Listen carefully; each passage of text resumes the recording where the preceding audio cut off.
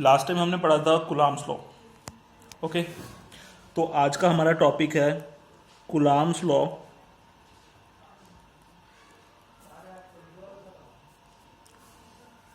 Law in vector form.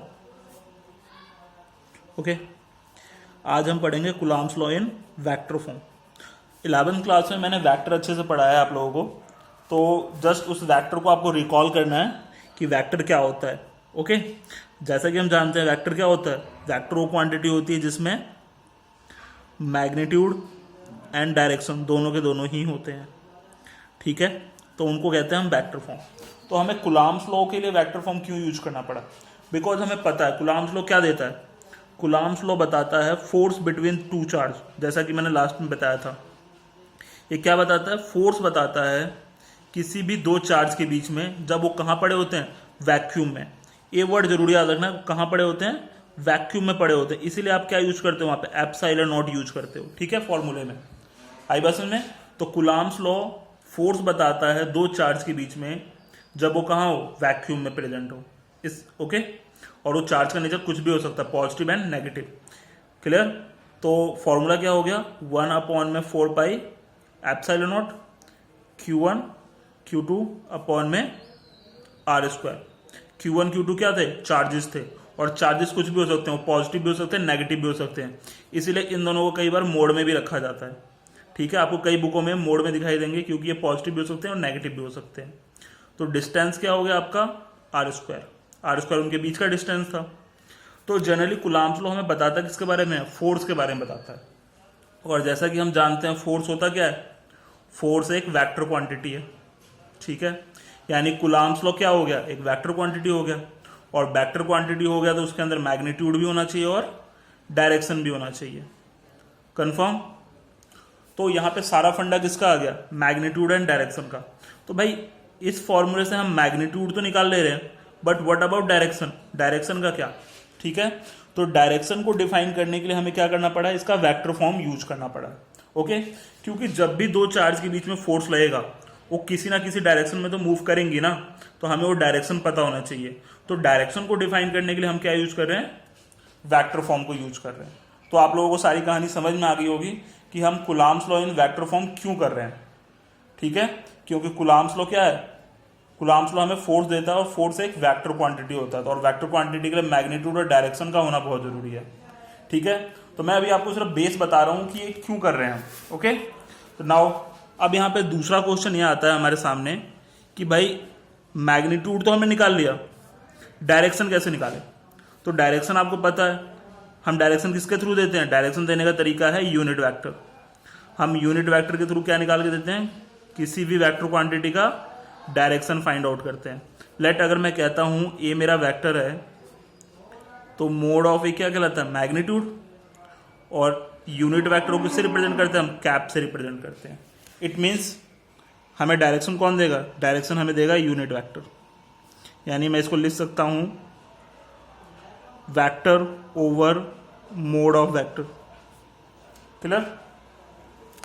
तो this is the unit vector, और ये क्या बताएगा? डायरेक्शन बताएगा। क्लियर? तो बस हमें कुछ नहीं करना है, हमें अपने इस कूलाम्स लॉ फोर्स के साथ Q1 Q2 4πε0 R² के साथ यहाँ पे डायरेक्शन को और मेंशन करना है। तो और उस डायरेक्शन को मेंशन करने के लिए हम किसका यूज करेंगे? यूनिट वेक्टर का यूज करेंगे।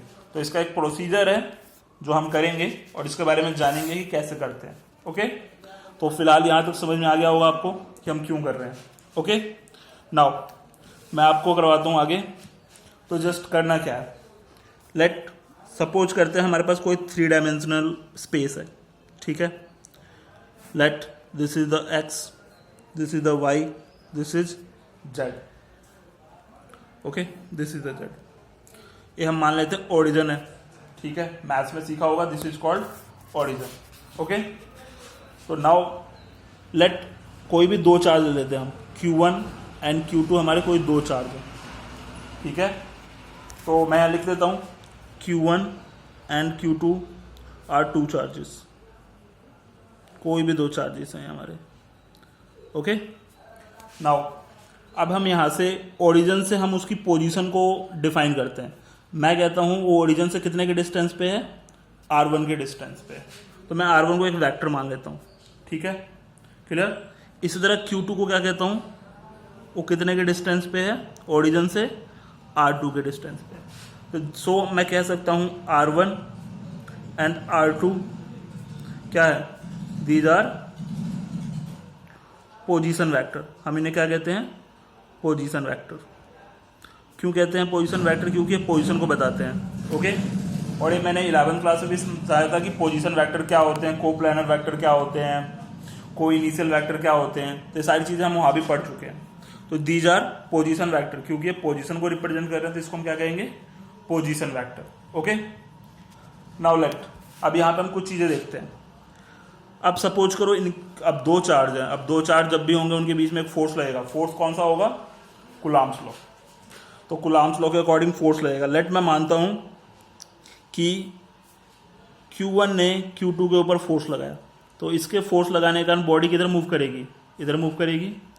ये पोजीशन हम A मानते हैं, B मानते हैं। ओके, तो मैं कह सकता हूं ना R क्या है, OA, और R2 क्या है, OB को रिप्रेजेंट कर रहा है। These are the position vector. Okay, now तो अगर ये अभी किसने, Q1 ने Q2 के ऊपर फोर्स लगाया ना, तो मैं इसको क्या लिखूंगा, F12 वेक्टर। यानी F12 का मतलब क्या हो जाएगा, फोर्स ऑन, सॉरी हम 1 2 लिखेंगे, इसको 2 1 लिखेंगे, 2 1। ठीक है, तो this is the 2 and 1, not 1 2। ठीक है, तो force on Q2 due to Q1। Okay, similarly अगर Q2 इसके ऊपर चार्ज लगाएगा, फोर्स लगाएगा, तो लेट मैं मानता हूं, इनिशियली हम मानते हैं कि दोनों सेम चार्ज के हैं। अगर सेम चार्ज के हैं तो रिपल्सन होगा ना। तो Q1 ने जब Q2 के ऊपर फोर्स लगाया तो क्या हुआ, सेम चार्ज होने के कारण फिर रिपल्सन लगा। रिपल्सन के कारण क्या हो गया, वो इधर मूव कर जाएगा, और मूव करेगा मतलब दूर मूव करेगा। तो क्या लिखेंगे हम, क्योंकि Q1 ने Q2 के ऊपर लगाया है तो फोर्स क्या हो जाएगा, 2 1, यानी 2 के ऊपर 1 के कारण। सिमिलरली अगर 1 के ऊपर 2 लगाएगा तो मैं फोर्स क्या लिखूंगा, 1 2, यानी F12 क्या रिप्रेजेंट करेगा आपको, force on Q1 due to Q2। Clear. अब सिमिलरली यहां देखते हैं। ओके, लेट कि F21 हो गया, तो इसकी मूवमेंट क्या हो जाएगी। अगर मैं मूवमेंट की बात करता हूं तो मूवमेंट क्या लिख दूंगा मैं, R। अगर मैं F21 के लिए बात करता हूं तो R21 लिख दूंगा। Clear, R21। ओके, तो ये एक्चुअल में R21 क्या बता रहा है, R21 बताता है डिस्प्लेसमेंट वेक्टर। क्यों, क्योंकि अब फोर्स लगेगा तो डिस्प्लेस हो जाएगी बॉडी, इसलिए हम इसको क्या कहेंगे, displacement vector. This is called displacement vector. और उसी तरह अगर ये वाला इस पर फोर्स लगाएगा तो मैं क्या लिखूंगा, R12। ओके, तो ये R12 क्या कहलाएगा आपका, ये भी डिस्प्लेसमेंट वेक्टर कहलाएगा। ठीक है, तो अभी मैंने सिर्फ टर्म्स बताए कि टर्म्स है क्या क्या, हमने इसे लिखा कैसे। ठीक है, तो जनरली अगर तुम्हें लिखना है वेक्टर्स के बारे में तो हम वेक्टर्स कैसे लिखेंगे, फोर्स को अगर हम वेक्टर फॉर्म में लिखते हैं, लेट मैं वेक्टर फॉर्म लिखता हूं F21 को, यानी force on charge Q2 due to Q1। तो F21 होगा, ये क्या होगा आपका, Q1 Q2 4 pi epsilon. Since हम वेक्टर फॉर्म में रिप्रेजेंट कर रहे हैं तो हम इसका डिस्प्लेसमेंट भी वही वाला लेंगे। तो ये क्या हो जाएगा, 2 1 है तो 2 1 ही आएगा, और उसका स्क्वायर। ठीक है, ओके। साथ में क्या लिखना था हमें, क्योंकि वेक्टर फॉर्म है तो इसके पास यूनिट वेक्टर होना चाहिए ना डायरेक्शन बताने के लिए। तो यूनिट वेक्टर निकालने के लिए क्या लिखेंगे हम, R21 that is the unit vector. तो अभी ये क्या बता रहा है, ये इसकी डायरेक्शन बता रहा है। मीन्स अगर कहूं तो ये कहाँ मूव कर रहा है, अलोंग AB की तरफ मूव कर रहा है। A से B की तरफ मूव कर रहा है ना, तो हम साथ में अलोंग AB लिख सकते हैं। तो ये जस्ट एक रिप्रेजेंटेशन है जो आपको याद रखना है। ठीक है, इसकी 2-3 रिप्रेजेंटेशन और है, मैं इसको चाहूँ तो खोल के मोड के साथ कर सकता हूँ, बट अभी आप लोग ज़्यादा कंफ्यूज जाओगे। ठीक है, तो मैं उस सारे मेथड नहीं बता रहा, अभी फिलहाल इतना याद रखो। ठीक है, जब क्लासेस स्टार्ट होंगी तो मैं उसके बाकी मेथड भी ढंग से समझाऊंगा, ठीक है, बट मैं अभी ज़्यादा कंफ्यूज नहीं करना चाहता, तो फिलहाल इतना याद रखते हैं। सिमिलरली अगर मैं यहाँ लिखता F12, तो मैं इसको क्या लिखूंगा, Q1 Q2 4 pi epsilon not 12 है ना, तो ये भी क्या हो जाएगा R12 का स्क्वायर, और यूनिट वेक्टर भी 12, that is the unit vector. Unit vector क्या रिप्रेजेंट कर रहा है, डायरेक्शन को रिप्रेजेंट कर रहा है कि जब एक फोर्स लगेगा तो मूव करेगा, B2 A की तरफ मूव करेगा। ओके, तो मैं कह सकता हूं, देखो सेंस यहां पे क्या दिखाई दे रहा है, Q1 Q2 दोनों चार्ज बराबर थे, उनके बीच में डिस्टेंस भी लगभग बराबर ही था, तो ये मैं कह सकता हूं कि F12 और F21 ओके दोनों क्या है, बराबर है, क्योंकि दोनों की वैल्यू बराबर है। सिर्फ फर्क किसका आ रहा है, फर्क डायरेक्शन का आ रहा है, एक 2 to 1 जा रहा है, 1 से 2 जा रहा है। तो जब दो वेक्टर अपोजिट होते हैं, नेगेटिव वेक्टर पढ़ाया था मैंने, तो नेगेटिव वेक्टर यानी जिनके मैग्नीट्यूड सेम होते हैं, ऐसे वेक्टर जिनके मैग्नीट्यूड क्या है, सेम है, बट उनकी डायरेक्शन अलग है, तो हम उसको क्या लिखते थे, माइनस करके रिप्रेजेंट करते थे। सिमिलरली यहाँ क्या आ जाएगा, माइनस आ जाएगा, ठीक है। ओके, तो जनरली एक चीज और रिप्रेजेंट कर रहा है, ये हमें न्यूटन्स थर्ड लॉ को भी प्रूफ करके दे रहा है, न्यूटन्स थर्ड लॉ। ओके, समझ में, तो this is also called Newton's third law. तो अगर कहा जाए कि न्यूटन्स थर्ड लॉ को प्रूफ करो यूजिंग कुलाम्स लॉ, तो आपको यही डेरिवेशन करके दिखानी है, ठीक है। न्यूटन्स थर्ड लॉ क्या कहता है, every action has equal and opposite reaction. तो देखो रिएक्शन तो बराबर ही है, इक्वल रिएक्शन, बट इनकी डायरेक्शन क्या है, अपोजिट है, तो this is the Newton's third law. Okay, तो ये था आपका वेक्टर फॉर्म जो आपको याद रखना है, ठीक है। इसके अलावा यहाँ पे कुछ टर्म्स और याद रखने हैं, मेरे पास स्पेस की कमी है, तो मैं यहाँ कुछ लिख देता हूँ जो आपको याद रखना है, ठीक है।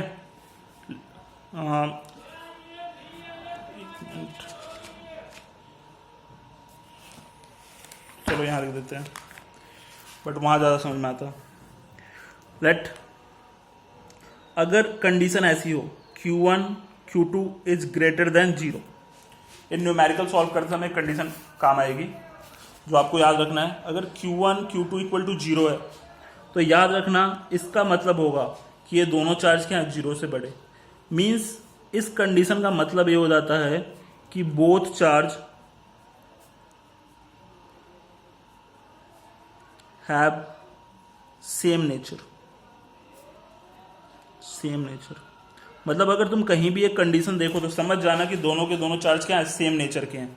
सेम नेचर का मतलब क्या, या तो दोनों पॉजिटिव होंगे या तो दोनों नेगेटिव होंगे। क्लियर, सिर्फ इस कंडीशन को देखते ही आपको पता चल जाएगा।